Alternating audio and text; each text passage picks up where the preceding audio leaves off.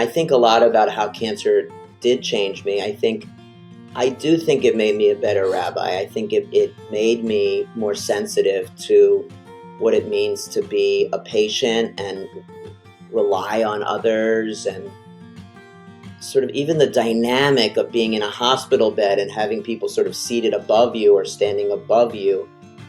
You know, it feels like there's a level of hierarchy there. It's this, you know, you're placed sort of in this very sort of humbling state. I think as a rabbi, I'm now much more attuned to that than ever before. Welcome to Believe in Progress, the American Association for Cancer Research Foundation podcast.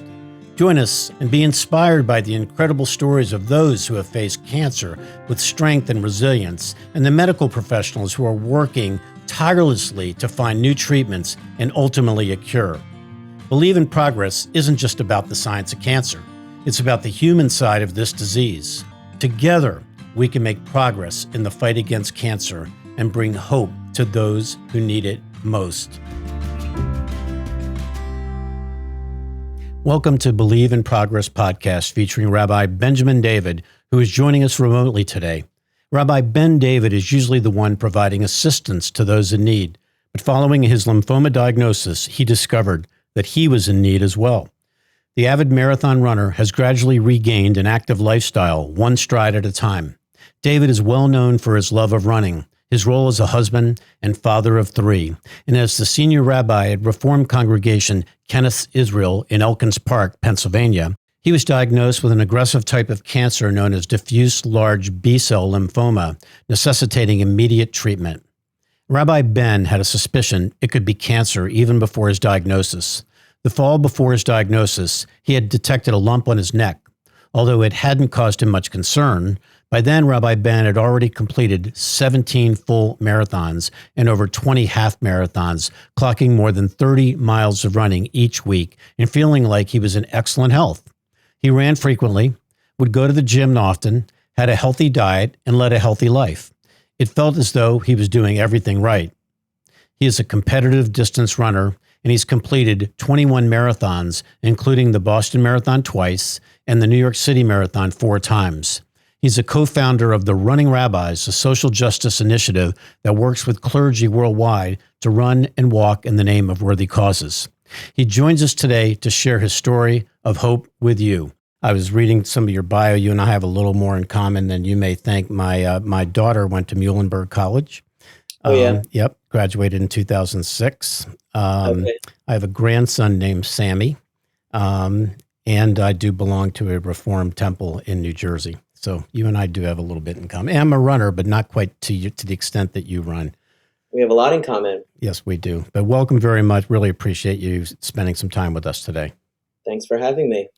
So can you tell us a little bit more about your cancer journey? Oh, the other thing that we have in common, and my brother also is a cancer survivor, non-Hodgkin's lymphoma B-cell. I think your type of cancer was slightly different than his. But tell us a little bit about your cancer and your journey. Yeah. So I had what I thought was a very sort of benign lump on my neck for a couple weeks. I was 38 years old and eventually figured that I should see a doctor about it, which isn't always my first inclination. And I went to the doctor and he said, "You really need to get this checked out." And I said, "Well, should I be concerned?" And he said, "Well, no, but something like that could be cancerous. So let's just make sure." And to make a long story short, I had a series of tests. And the day before I turned 39, I was officially diagnosed with non-Hodgkin's lymphoma.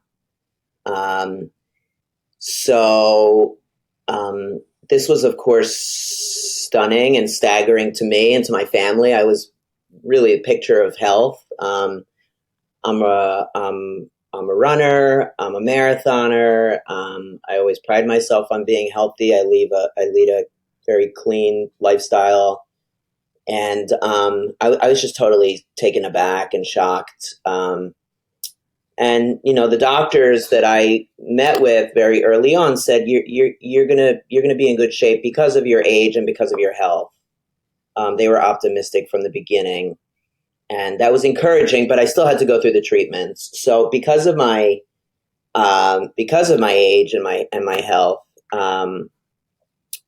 they first put me on a very aggressive form of chemo called EPOC, which each time I had it, I had to stay in the hospital for a week. So I did that 4 times. And I had the various side effects that people have with regard to appetite and hair loss and exhaustion. And that was all really hard during those weeks. But it was also, I think, for me, emotionally harder, just being sort of confined to a hospital bed, missing out on my life as I saw it. To be a rabbi is to be on the go every minute. Right. And just the premise of sitting still was not something I was accustomed to. I was also just not accustomed to being the patient. I'm used to being the one who tends to people and helps people in various scenarios and situations. And so I would have these chemo treatments, and then I would go home and recover for 3 weeks. And in time, I sort of learned the kind of the rhythm, the routine of those 3 weeks of how I would start to come around eventually, just in time to go back in the hospital and do it all over again. So I went through that 4 times at Penn, and then I had 20 rounds of radiation after that, also on my neck. And again, there were no real side effects. It was just having to take this sort of slice of time every day and miss out on my life and my kids. I had 3 very young kids at the time, a little older now, and my busy life. And I just, I was often frustrated by that. But I went through the 20 rounds. I came through well. And in July of that year, so if the diagnosis and the road really started in January, my birthday is January 17th, and by July I was really given a clean bill of health, and I was sort of good to go. But but of course still lived with, and still do live with, some paranoia all the time. You have annual PET scans, or are you beyond that? I'm beyond that now, but I do see the doctor somewhat regularly, and other doctors somewhat regularly. So I could talk about all of it, the implications and the lessons learned and where I am now. Well, let me ask you, when you were dealing with when you were in the chemo phase and had to come home, probably running was out of the picture, like things that you were used to doing. That must have affected you psychologically, I would imagine. Big time. So just for the audience, I wasn't just like a recreational runner. I was running 70 miles a week, 60 to 70 miles a week. And, I was running marathons 2 or 3 times a year. And I was linked up with a bunch of running groups, and I was in Runner's World a couple times. And so it wasn't, I wasn't like a hobby jogger. This was a part of my identity. So the fact that I couldn't really run a step for about 8 months was kind of devastating. I did try to run once or twice, and I couldn't do it. I just couldn't do it. I didn't have the stamina. I didn't have the strength. I didn't have the lungs for it. Once I was done with radiation, I slowly came back to running. That was very humbling for me. And as was cancer itself. And I just had to be patient. I just had to be patient with myself. I'm assuming you're back to running and training again? Yeah, thank God. I'm going to run the Philly Marathon with the AACR. I heard. Thank you very much. As you know. I feel, all things considered, I feel good. I think the things that bug me now are not cancer related. I think it's related to the fact that I may, in fact, be getting older. That does have an effect on us. This is what happens. You've run, I think you've run over 17 marathons, right? I've run 21 marathons, yeah. 21. Do you think your conditioning and your fitness, though, help you get through this? Definitely. Yeah, definitely. I mean, I think my body was in good shape. And I think my head was in pretty good shape going into it, both because of the running and because of my work. I have perspective. I think I'm level-headed. I think I would like to believe that I come with a level of self-awareness. And I think all of that really helped me. And I think the fact that I was coming in relatively healthy did help me with the treatments. And which is not to say that they weren't devastating and kind of horrific in their own way, but I do think that, I had a lot working for me. Right. So you mentioned that in your role, in your profession as a rabbi, you provide support all the time for people. And now the tables were turned a little bit. Was that hard for you to accept? Yeah, I didn't know what to do with that. I'm so accustomed to this life that I live. I've been a rabbi for almost 20 years. I've had the great fortune of doing this work. And just to be a caregiver and to be there for people at various stages of their lives is something I'm just so accustomed to.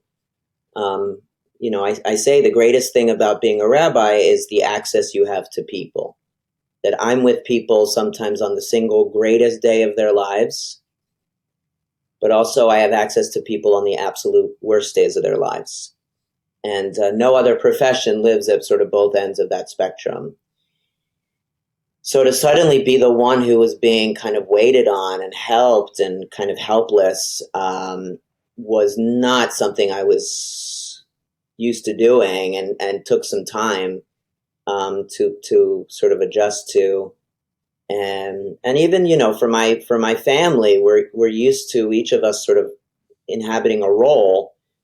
And that's part of who I am. That's part of who I am, not only with congregants, but with my family, with my loved ones, trying to be present, trying to be helpful and empathetic. And, to not be able to do that for quite some time was, it strips you of your sort of being, and you start to wonder kind of, who am I right now? Who am I supposed to be? It's all very unnerving and unsettling. Has the cancer changed the way you deal with your congregants? So I'm sure you're dealing with families that are faced with cancer diagnosis or currently living with cancer. Has that changed the way you go about it, and how? Yeah, I'm with people. An hour ago, as we sit here, an hour ago, I was with someone who's dying, who is actively dying. And I'm with people who are at the end of their lives often. And I think a lot about how cancer did change me. I do think it made me a better rabbi. I think it made me more sensitive to what it means to be a patient and rely on others, and sort of even the dynamic of being in a hospital bed and having people sort of seated above you or standing above you. It feels like there's a level of hierarchy there. It's this, you're placed sort of in this very sort of humbling state. I think as a rabbi, I'm now much more attuned to that than ever before. I think I was attuned to it on a certain level before, but I'm much more attuned to that, and what it means to be really present for people who are struggling. I think I have a better grasp of that now. I also think I'm at peace with knowing it's not about what you say. A lot of people could write a whole essay on sort of what people said while I was sick, what people said to me. And it's really not about what you say to someone who's sick. It's about being present for them. Just being present, a non-anxious presence, as we say, someone who's just there and ready to help, ready to listen, not offering platitudes or cliches. your daily life as a rabbi, and I have a little insight just because I've been involved in my temple. Yeah. It's morning, noon, and night, right? You're on call and have to be available. Is that typical day for you? What's a typical day? Yeah, I have one day off a week, which even is sometimes a bit of a myth, depending on what's going on. It's not a 9 to 5 job at all. My mornings, generally I'm in the synagogue. I'm honored to be the senior rabbi of Knesset Israel in Elkins Park, PA, a historic place. I'm in the synagogue, I'm writing, I'm emailing, I'm meeting with people. In the afternoon, I'm generally out in the community visiting with people, hospitals and nursing homes, going to people's homes.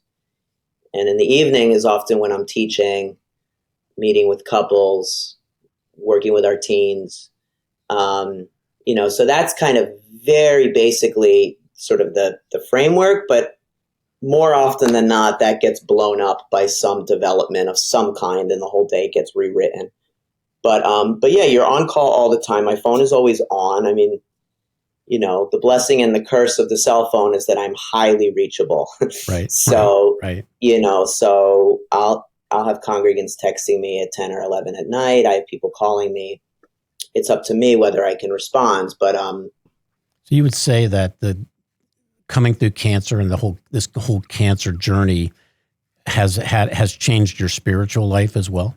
I think I always had sort of a vexed relationship with the idea that religion is black and white, that God is black and white.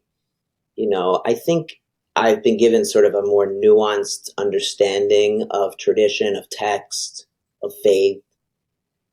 A lot of people lying in a hospital bed would be tempted to ask, why are you doing this to me, God? Right. Or why me, God? And it took me a lot of strength to not ask that question. It would be easy to ask that question. But I do think God is in community, God is in healing, God is in our own level of persistence and patience. I don't like sort of that lazy theology that's, God rewards the good, punishes the bad. I think that's all a little too simplified.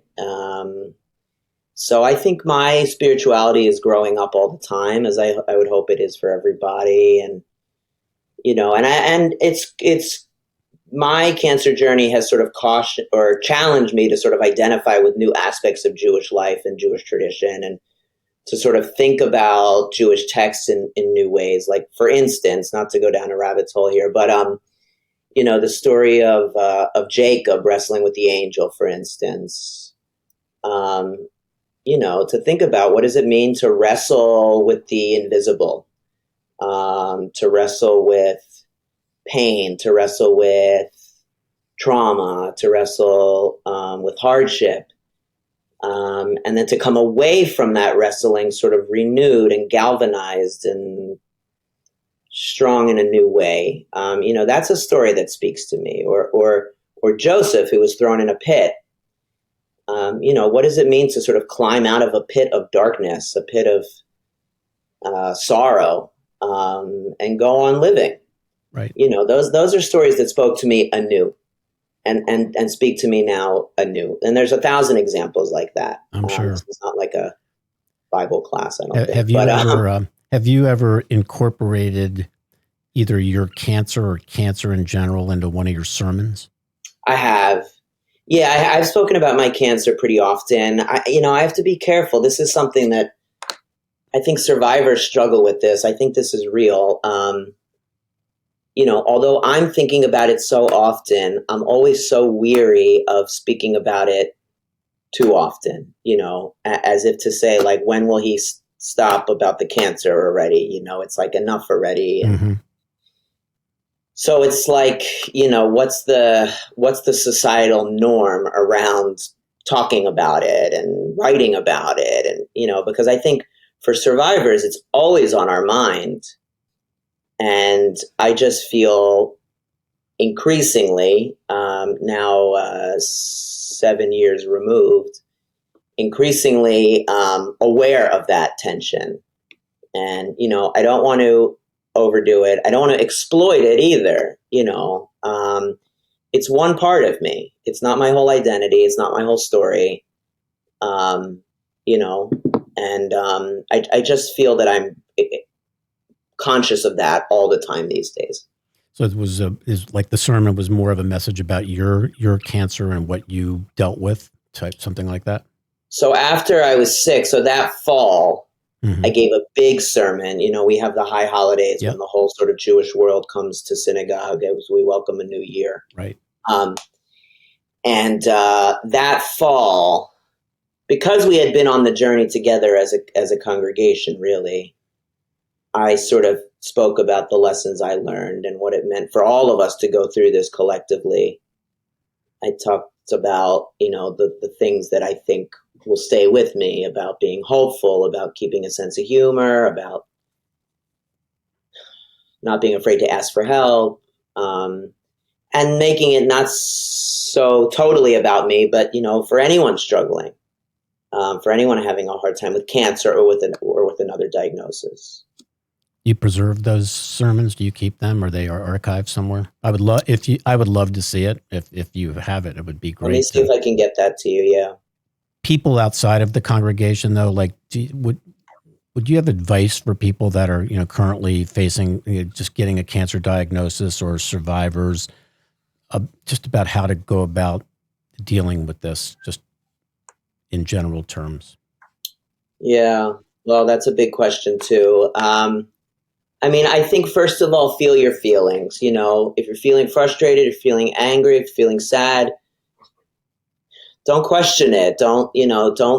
I think people sometimes get flustered by their feelings, like, oh, why am I so angry? Why am I so upset? This is what your body feels. So let yourself go there. I think that's important. I do think it's important to ask for help. The whole world's going to come at you and say, what can I do? Right. Which is a question I personally resent, because now you're giving me a homework assignment of finding something to do for you. So I learned to say, I learned to have answers for those people. I said, if you really want to help me, look, I love to read when I'm in the hospital. You can get me an Amazon gift card. Or I really love that Whole Foods orange juice. You can get me that. I actually learned over time to have an answer for these people. If you truly do want to help, here are some things that would genuinely be useful to me. So ask for help. Ask for the things that you think would help you. Trust the sort of army around you. We all have a community. We all have love in our life. You're not going through this alone. I think that's really important too. I also think you have to go out of your way to find joy. That you have to seek out joy actively.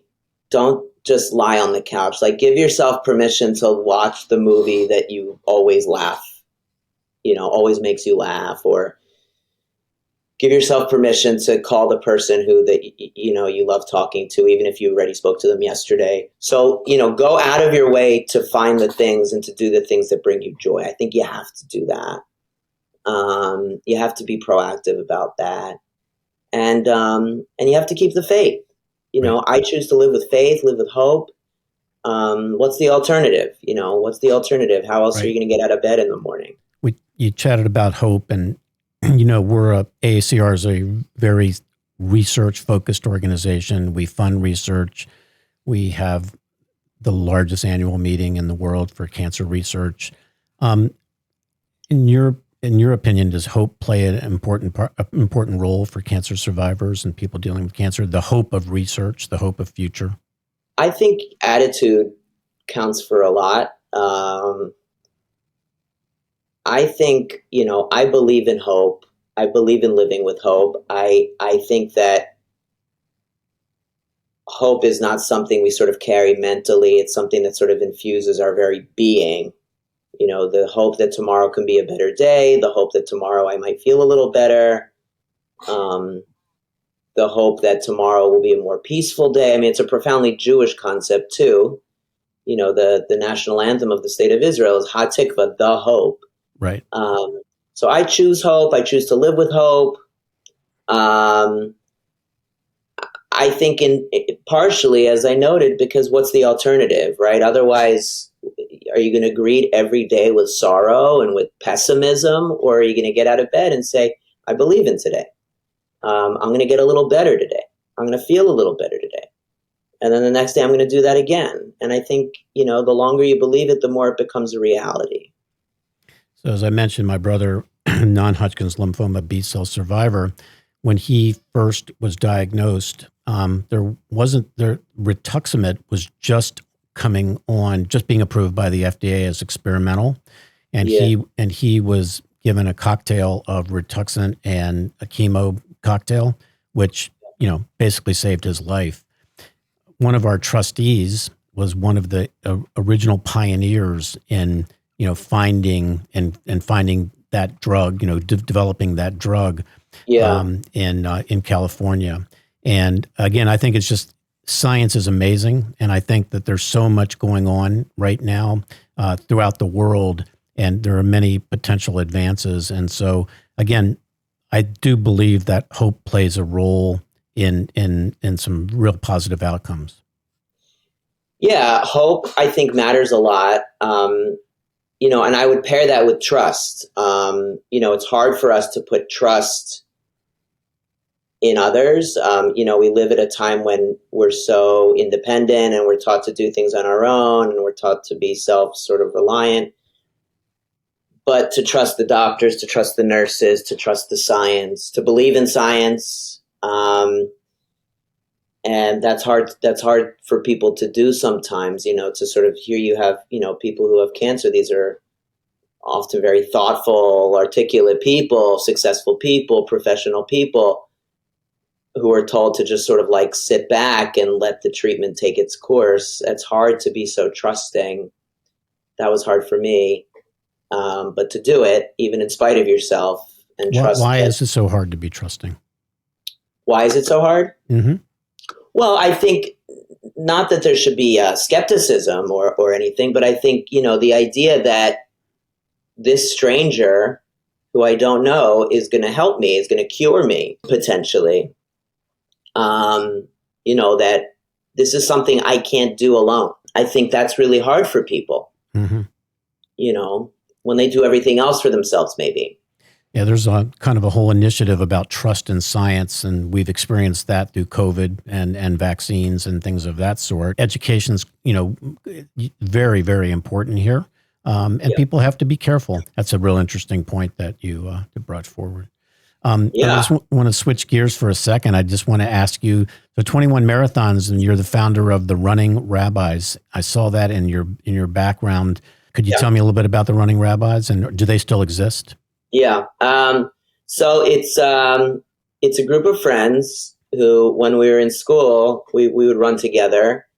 And, running is sort of by definition a very selfish endeavor. You're often out there, you're on your own, you're out there for your own fitness, you're out there for your own mental well-being. And I and my pals couldn't justify giving so much time to something that was so sort of innately selfish. So we thought anytime we run a big race, let's do it for the sake of a cause that we can sort of agree on. So we started running marathons for the sake of all kinds of different causes, autism research and helping the homeless, feeding the hungry, camp scholarships. And we just attracted people who were interested, and it grew and grew. It's sort of a more organic kind of operation where we encourage rabbis to do this, and really all clergy. And I think virtually every race I've ever run of any distance has been, certainly the marathons, for the sake of a cause. Nice. Giving so much time and energy to something, I think there has to be a component of altruism. So, with the Philly Marathon this fall, to run with the AACR, which I also did last year, is to me, it's just a no-brainer. I mean, AACR has been a part of my journey, and I'm happy to support it and give back. Well, we're thrilled to have you. What's your training regimen for the Philly Marathon? So are you into that already, or you know?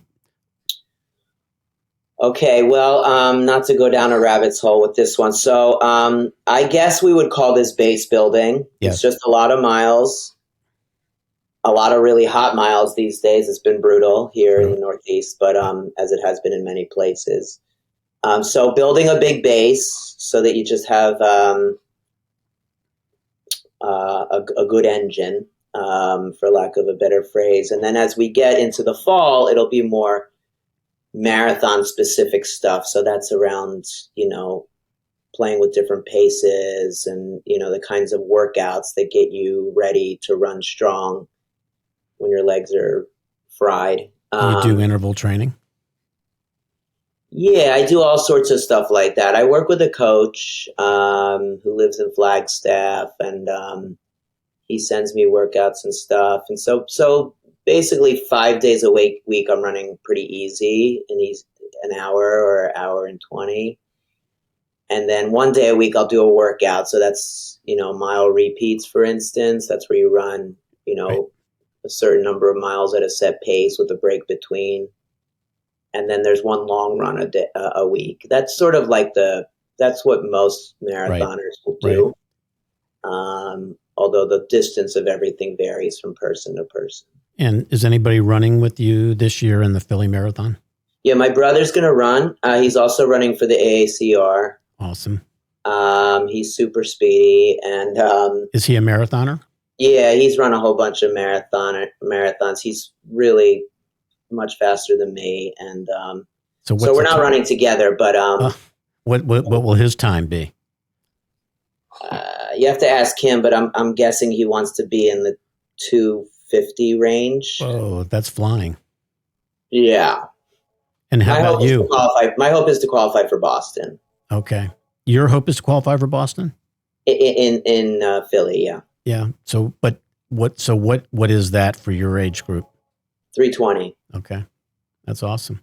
Yeah. So, that's the goal is to run smart and safe and get under that time by as much as possible. Well, I can't thank you enough for taking time out of your busy schedule and your busy day to come spend a few minutes and talk to our great audience of Believe in Progress. We're really trying to open up more information, make more people aware of the AACR and the great work that we do as an organization. And I'll be at the marathon. I'll be looking for you, and hopefully we'll have decent weather. Let's hope. Yeah, let's hope for that. And I wish you nothing but the best of luck with your congregation and your family. And again, great pleasure to see you. And I'll look forward to seeing you in person in November. Thank you so much, Mitch. Thank you for having me. And